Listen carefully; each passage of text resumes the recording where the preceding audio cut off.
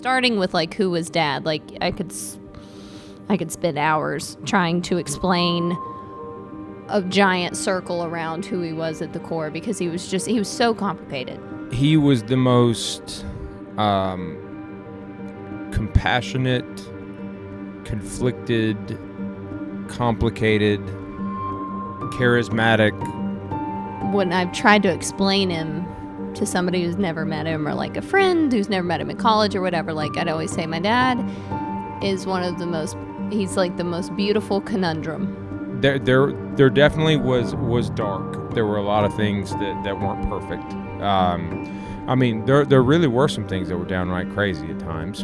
And I say conundrum because he did things that completely were at war with each other, and it's because he was always so at war with himself. You know, we had a really complicated relationship.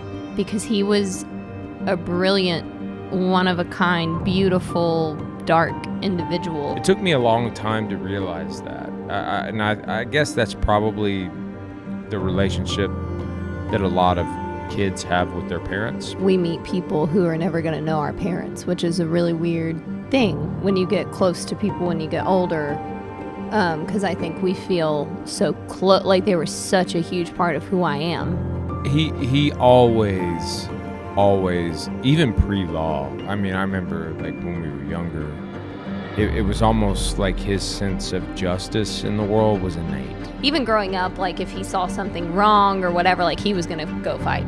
As time goes, like history just gets kinder and kinder to Dad. Now that he's gone, I think that there's such a story there, his life and who he was, and even just how it related to the Joe Dillard series. I think most authors, the stories they write and tell are probably the more exciting than their lives.